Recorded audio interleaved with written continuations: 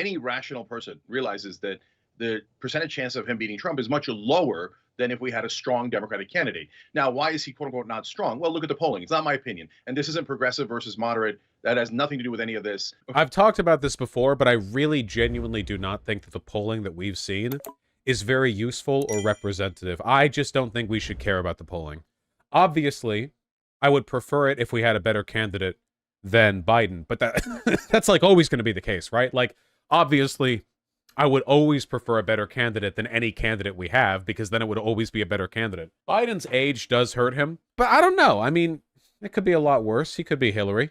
And remember, when he won the Electoral College by a razor-thin margin, he won the popular vote by 4.5 points. So he has to be up at a bare minimum 4.5, but then you're playing dice with democracy. So realistically, he has to be up 5 points. And right now he's losing. Come on, guys, think about it. He's losing to the moron Donald Trump right now. It's like, again, like, this is a rookie mistake.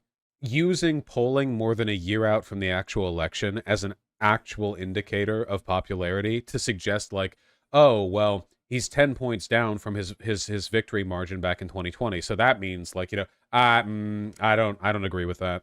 I guess it's possible, you know, but I don't agree with it. So the question I'm asking is, his replacement with who would actually get the Democratic candidate in a better position? I don't think that if he were to be replaced at this point, because of the negative connotations of that it actually would increase the chances that the Democratic nominee becomes president. Do you agree with that? Or you think his replacement at this stage of the game ups the odds that the Democratic candidate wins?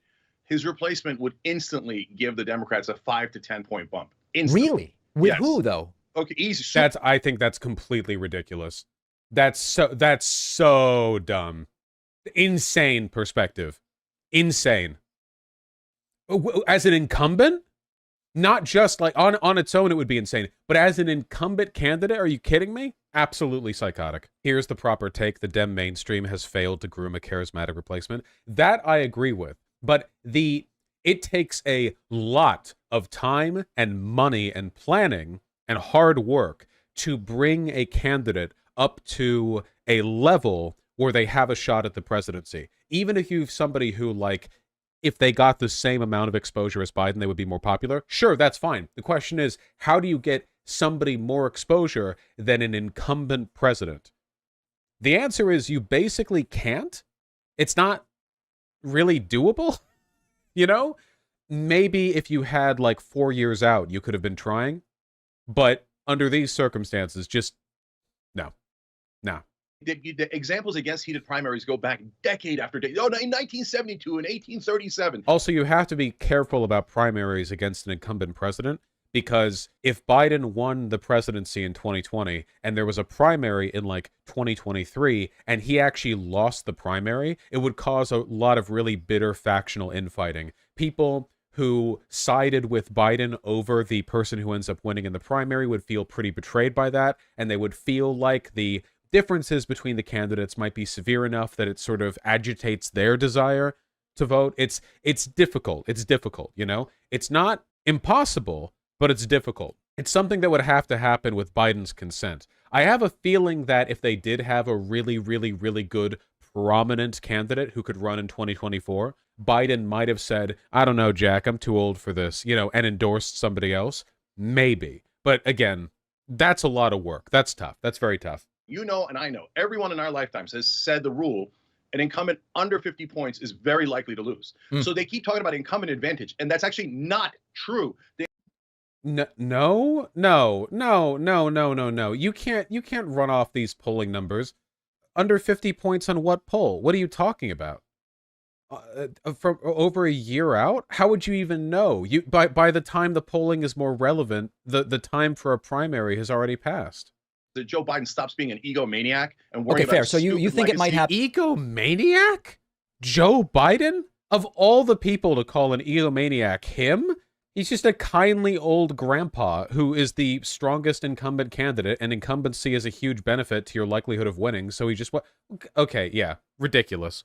Force the vote, but even more retarded. Yeah, no, seriously, yeah, it's so bad. Do you suspect grifterness on Cenk's part, or do you think he genuinely believes in everything he says? I'm not sure. I think that he's taking money. I think there's reliable information that I've heard. I feel that they're having some money issues, and they feel like relevance issues, and they're taking money to be like the dark horse. Maybe he believes it too. Reality is complicated. Sometimes it's both. The more I do this, the more I realize that basically everyone's taking a paycheck, but like me and a few other people. It's fucking insane, like genuinely. But like, can you think of like a reasonable, logical explanation for this behavior from somebody who's been doing politics for 20 years? This guy helped found the Justice Dems, and now he's like, yeah, I think that Biden would actually lose in a straightforward primary race to Marianne Williamson and Robert F. Kennedy. Really? You really genuinely think that, Cenk? Is that actually true? I don't know. You have me believing in grifting. You have me believing in profound retardation. You have me believing in lead paint. I don't know. I don't know what to make of it. I don't know what to think. The money answer is the obvious one. It's the most likely one. It's the most effective one, too. Isn't it a coincidence that profound, sudden, irreversible retardation just happens to throw people to the right every time? Like, you don't have people being retard thrown over to the left. It's always the other way around. I think there's a monetary interest there, and there's a lot more money on the right. But I don't know. Maybe that's not true. Maybe it's just profound retardation. I don't know. I can't ever know. I will never know. So democracy is actually on the line. To go in with a wounded antelope is madness, total madness. So I think even the Morning Joe guys know. Bring in, I mean, for them, it's Newsom and Whitman, right? For me, it's Shapiro and Bashir, because I think they're more likely to win. They won in swing states, they won in red states. They won't. You need more than just a year to challenge an incumbent president. You need a long time to set the stage for this. Joe Biden has been in politics since the fucking dinosaur years. He's been here for millennia. He was one of the fucking senators who presided over military action against the Confederacy, or maybe for the Confederacy, honestly, with the friends he had early on. Yeah, like this is so stupid. So the real key in the long run is to take money out of politics. The only way you can do that is a constitutional amendment to go above the Supreme Court. And do you need to build a Well, then we're not getting it. Okay, I mean, sure, okay, but then we're not getting it. We're not getting a new amendment to the Constitution ratified anytime soon.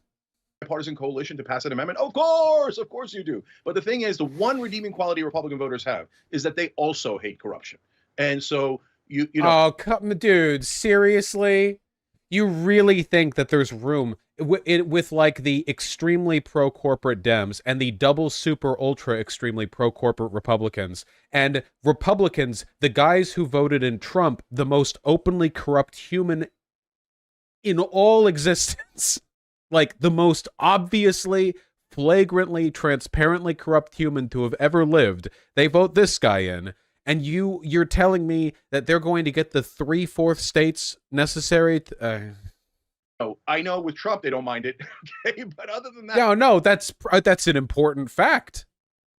They actually did want to drain the swamp, and they actually do hate corporate Republicans like Mitch McConnell, and that's a really positive. No, they don't like Mitch McConnell, not because he's pro-corporate, but because he's not openly fascist. They don't like Mitch McConnell because Trump doesn't like Mitch McConnell.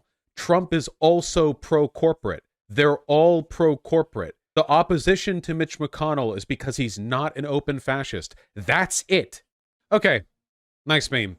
I really don't think Cenk is grifting. I don't know. Like, I can't know is the thing. I am reminded consistently, like time and time and time again, I'm reminded, and it frustrates me, that people and the world broadly don't have to make sense, right? Sometimes people can just spend 20 years building good progressive advocacy and then just randomly be a dipshit. And I just have to deal with that. And it's very frustrating for me because I would like to assign some kind of meaning, and for the most part, I think meaning can be assigned to this stuff. It's really obvious who gets paid by Russia or subsidiaries. You know, you can see a lot of this stuff. But sometimes it's like, oh, well, I have no fucking idea. I don't know.